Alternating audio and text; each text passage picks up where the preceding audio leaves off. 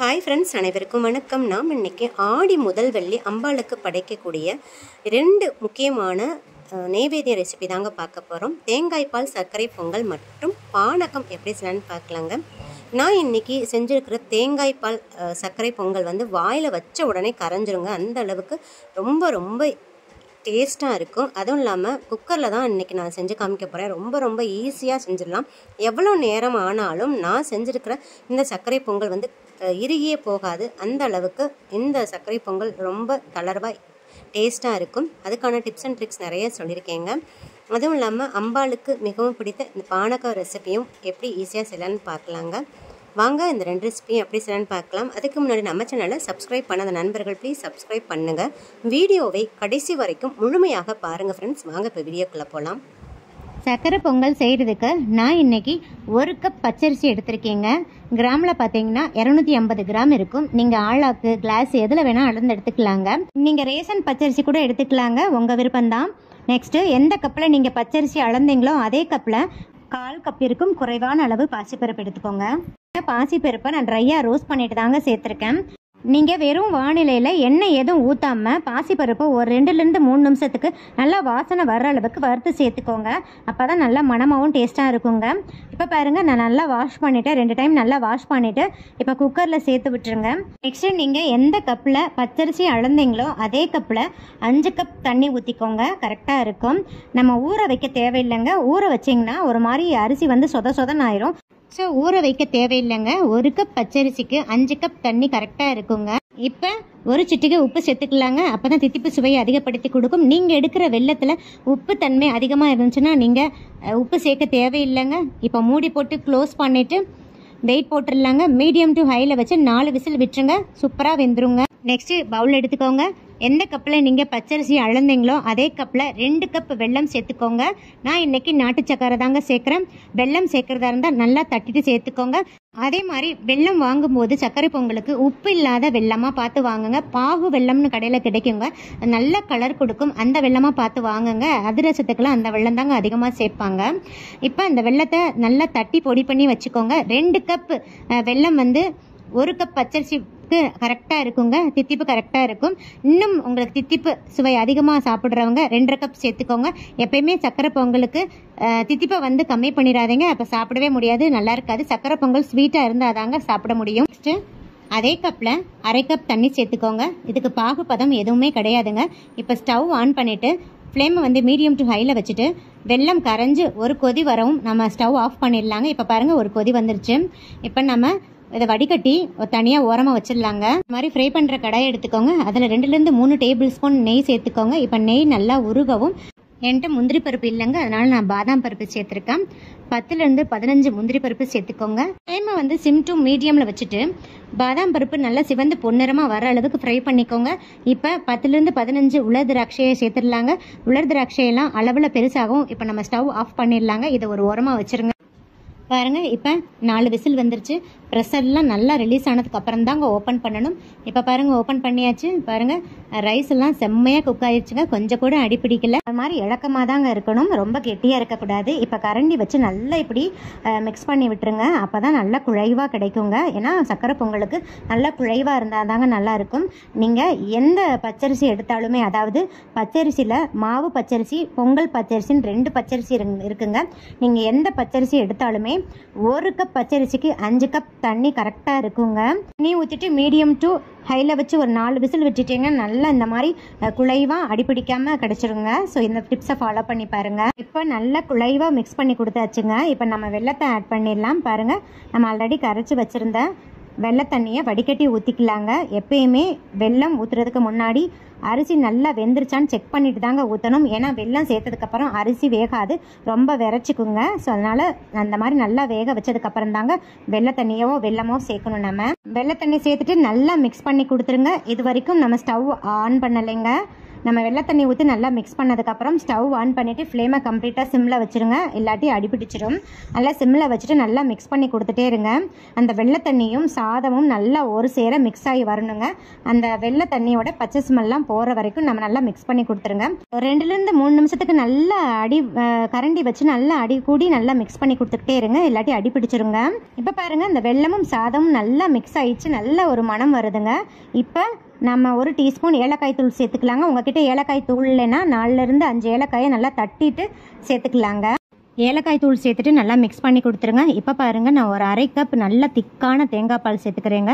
தேங்காய் பால் சேர்த்து செஞ்சிங்கன்னா இதோட டேஸ்ட் வந்து ரொம்ப ரொம்ப அருமையாக இருக்குங்க. ஃப்ளேம் சிம்லேயே இருக்கட்டும். இப்போ ஒரு 2 நிமிஷத்துக்கு நல்லா மிக்ஸ் பண்ணி கொடுத்துருங்க.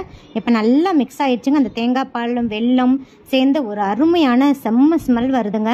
வீடே மணக்குதுங்க, அந்த அளவுக்கு நல்ல ஸ்மெல்லாக இருக்குது. இப்போ பாருங்கள், நான் 1 டேபிள் ஸ்பூன் தேன் சேர்க்குறேங்க. விருப்பப்பட்டாலும் சேர்த்துக்கோங்க. தேன் சேர்த்து செஞ்சிங்கன்னா இன்னும் அருமையாக இருக்குங்க. நெக்ஸ்ட்டு நல்லா தேன் சேர்த்து மிக்ஸ் பண்ணி கொடுத்துட்டேங்க. இப்போ நம்ம வறுத்து வச்சுருக்கிற உலர்திராட்சியை நெய்யோட சேர்த்துடலாங்க. சேர்த்துட்டு நல்லா மிக்ஸ் பண்ணி கொடுத்துருங்க. இப்போ பாருங்கள், நான் 1 சிட்டிகை பச்சை கற்பூரம் ஆட் பண்ணுறேங்க. எடிபிள் கேம்ஃபர் அப்படின்னு சொல்லுவாங்க. எல்லா நாட்டு மருந்து கடைகளிலும் கிடைக்குங்க. இதை சேர்த்தாலே ஒரு டிவைன் டச் இருக்குங்க. பச்சை கற்பூரத்தோட அளவை அதிகப்படுத்தாதீங்க. இப்போ ரொம்ப ஸ்மெல் அடிச்சுட்டு நம்மளால் சாப்பிடவும் முடியாது. அதுவும் இல்லாமல் ஒரு மாதிரி கசப்பு சுவை கொடுத்துருங்க. ஸோ ஸ்டவ் ஆஃப் பண்ணிட்டு தாங்க சேர்க்கணும். ஏன் பச்சை கற்பூரம் சேர்க்குறோம்னா, அந்த கோவிலில் கொடுக்குற அந்த சக்கரை பொங்கலோட பர்ஃபெக்டான சுவை இந்த பச்சை கற்பூரம் சேர்த்ததுக்கப்புறம் தாங்க வரும். அந்த மனம் அப்படி இருக்குங்க. ஸோ நல்லா ஸ்டவ் ஆஃப் பண்ணிவிட்டு பச்சை கற்பூரம் 1 சிட்டிகை சேர்த்துட்டு நல்லா மிக்ஸ் பண்ணி கொடுத்துருங்க. இப்போ அவ்வளோதாங்க, நம்மளோட பர்ஃபெக்டான சர்க்கரை பொங்கல் ரெடி ஆயிடுச்சுங்க. பாருங்கள், அந்த டெக்ஸ்சர் கூட எப்படி அருமையாக வந்திருக்குன்னு. இந்த அளவுக்கு நல்ல தளர்வாக தாங்க இருக்கணும். அப்போ தான் லாஸ்ட் வரைக்குமே உங்களுக்கு அந்த ரொம்ப இறுகி போகாமல் இந்த கன்சிஸ்டன்ஸில் நமக்கு மெயின்டைன் ஆகுங்க. ரொம்ப இறுகி நம்ம எடுக்கக்கூடாதுங்க. இந்த அளவுக்கு தளர்வாக தான் இருக்கணும். இப்போ நம்ம அதை ஒரு பவுலுக்கு ட்ரான்ஸ்ஃபர் பண்ணிடலாங்க. பாருங்கள் ஃப்ரெண்ட்ஸ், ஃபைனாக நம்மளோட சக்கரை பொங்கல் மணக்க ரெடி ஆயிடுச்சுங்க. பாருங்கள், கரண்டியில் கூட கொஞ்சம் கூட ஒட்டலைங்க. இதாங்க கரெக்டான கன்சிஸ்டன்சி, இப்படி தான் இருக்கணும். ஸோ நான் சொன்ன அளவுகளையும் நான் சொன்ன சின்ன சின்ன டிப்ஸ் அண்ட் ட்ரிக்ஸையும் ஃபாலோ பண்ணி செஞ்சு பாருங்கள். நீங்களும் நல்ல பர்ஃபெக்டான கோவில் சுவையில் அந்த சக்கரை பொங்கல் செய்ய முடியுங்க. இது கூடயே அடுத்த நைவேத்தியமான பானகம் எப்படி செய்யணும்னு பார்க்கலாங்க. இது ரொம்ப ரொம்ப பாரம்பரியமானது. இதை வந்து நம்ம நைவேத்தியமாக படைக்கிறச்ச இந்த மெத்தடில் செய்வோம். இதே நம்ம சாதாரணமாகவும் குடிக்கலாம். ரொம்ப உடம்புக்கு ஹெல்த்தியானது. இதை நம்ம எப்படி செய்யலான்னு பார்க்கலாம். நைவேத்தியமாக இதை நம்ம எப்படி செய்யலான்னு பார்க்கலாம். ஃபஸ்ட்டு இந்த மாதிரி ஒரு பாத்திரம் எடுத்துக்கோங்க.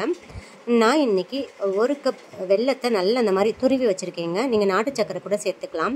எந்த கப்பில் நீங்கள் வெல்லம் எடுத்துருக்கீங்களோ அதே கப்பில் ஒரு 3 கப் தண்ணி சேர்த்துக்கோங்க. நீங்கள் தண்ணியோட அளவையும் வெல்லத்தோட அளவையும் உங்களோட ஃபேமிலிக்கு தகுந்த மாதிரியோ, இல்லை நீங்கள் எவ்வளவு நைவேத்தியம் செய்ய போகிறீங்களோ அதுக்கு தகுந்த மாதிரி கூட்டமும் குறைக்கவும் செஞ்சுக்கலாங்க. நான் இன்றைக்கி 1 கப் எடுத்திருக்கேன். சிறிய கப்பில் 1 கப் துருவின வெல்லம் எடுத்திருக்கேன். அதை சேர்த்துருங்க. இது கூடயே நான் அதே கப்பில் 3 கப் தண்ணி சேர்த்துருக்கேங்க. நல்லா மிக்ஸ் பண்ணி கொடுத்துருங்க. 10 நிமிஷத்தில் நல்லா கரைஞ்சிருங்க. இப்போ இதே மாதிரி ஒரு ஸ்ட்ரைனர் யூஸ் பண்ணி வடிகட்டி கொடுத்துருங்க. ஏன்னா வெள்ளத்தில் வந்து கல் மண் தூசிலாம் இருக்கும். அதனால் இந்த மாதிரி வடிகட்டிடுங்க. நெக்ஸ்ட்டு நான் இது கூடயே 1/2 லெமனை பிழிஞ்சு விடுறேங்க. 3 கிளாஸ் தண்ணிக்கு 1/2 லெமன் பிழிஞ்சு விடுறேன். லெமனை வந்து ரொம்ப ஒட்ட பிழியாதீங்க. அந்த தோல் சேர்த்து ரொம்ப ஒட்ட பிழிஞ்சிங்கன்னா ஒரு மாதிரி கசப்பு சுவை வந்துடும். அதனால் மேலோட்டமாக பிழிஞ்சு விட்டுருங்க. லெமனை பிழிஞ்சிட்டு நல்லா மிக்ஸ் பண்ணி கொடுத்துருங்க. இப்போ நான் பாருங்கள் 1/2 டீஸ்பூன் ஏலக்காய் தூள் சேர்க்குறேங்க.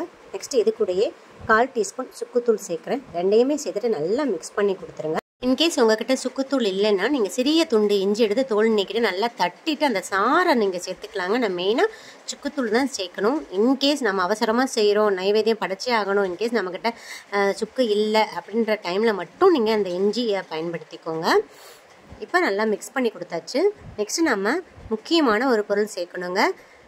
இது வந்து பச்சை கற்பூரம். ஏன்னா சாமிக்கு நைவேத்தியமாக படைக்கிறச்ச கண்டிப்பாக இந்த பச்சை கற்பூரம் சேர்த்து நம்ம படைக்கணும். பாருங்கள், இது நிறைய போட்டுறக்கூடாது. நான் எப்போயுமே இந்த பாக்ஸு ஸ்டோர் பண்ணி வச்சுருப்பேன். சாமி ரூமில் தான் இந்த பச்சை கற்பூரத்தை நான் எப்போயுமே வச்சுருப்பேன். இப்போ இதில் வந்து ஒரு சிறிய துண்டு பிஞ்சு இவ்வளோ எடுத்தால் போதுங்க. இது நிறைய போட்டுறக்கூடாது. போட்டாலும் ரொம்ப ஸ்மெல் அடிச்சுட்டு ஒரு மாதிரி கசப்பு சுவை வந்துடும். இன்னும் கொஞ்சமாக போட்டு நல்லா மிக்ஸ் பண்ணி கொடுத்துருங்க. இப்போ இது கூடயே 4-5 ஏலக்காயையும் நான் முழுசாகவே லைட்டாக தட்டிட்டு அதை அப்படியே சேர்த்துக்கிறேங்க. இப்போ நாம் சாமிக்கு இதை நைவேத்தியமாக படைக்கிறதுனால, அம்பாளுக்கு இதை நைவேத்தியமாக படைக்கிறதுனால கொஞ்சமாக 2-3 துளசி இலைகளை சேர்த்துக்கிறேங்க. நீங்கள் அம்பாள், மாரியம்மா இந்த மாதிரி சாமிங்களுக்கெல்லாம் படைக்கிறீங்கன்னா வேப்பிலையும் இதில் கூட நீங்கள் சேர்த்து படைச்சிக்கலாங்க. அதை கூட மேலாப்பில் அப்படியே தூவி விட்டு அப்படியே அம்பாளுக்கு நீங்கள் நைவேத்தியமாக படைச்சிக்கலாங்க. இதில் சேர்த்துருக்கிற ஒவ்வொரு பொருட்களுமே நிறைய மருத்துவ குணம் வாய்ந்ததுங்க. இதை நைவேத்தியமாக மட்டும் கிடையாது, சாதாரணமாகவே இதை நம்ம செஞ்சு குடிக்கிறோம். உடம்புக்கு அவ்வளோ குளிர்ச்சி தரும்.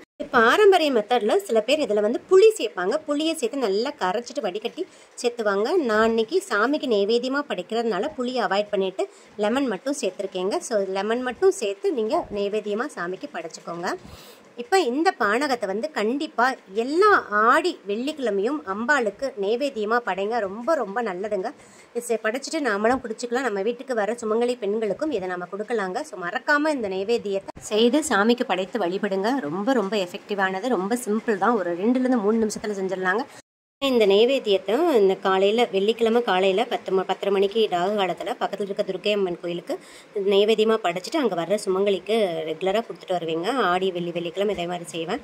ரொம்ப மனசுக்கு நிறைவாக இருக்குங்க. நீங்களும் கண்டிப்பாக ட்ரை பண்ணி பாருங்கள். சாமிக்கு நைவேத்தியம் படைக்கும்போது சில்வர் பாத்திரத்தை அவாய்ட் பண்ணிடுங்க. இந்த மாதிரி காப்பர் அல்லது மண் குவளைகள் அப்படி இல்லைன்னா பித்தளை பாத்திரத்தில் மட்டும் நைவேத்தியம் படைச்சிக்கோங்க. அதான் ரொம்ப நல்லது.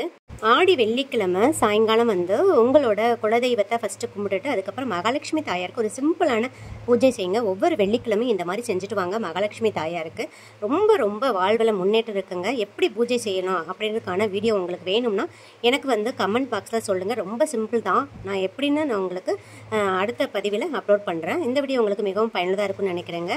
இந்த வீடியோ பிடிச்சிருந்தா லைக், ஷேர், கமெண்ட் பண்ணுங்கள். மறக்காமல் சப்ஸ்கிரைப் பண்ணுங்கள். உங்கள் ஃப்ரெண்ட்ஸ் அண்ட் ரிலேட்டிவ்ஸ்க்கு நிறைய ஷேர் பண்ணிக்கோங்க. சுவை அறிந்தது சுவைத்து பாருங்கள். நன்றி, வணக்கம்.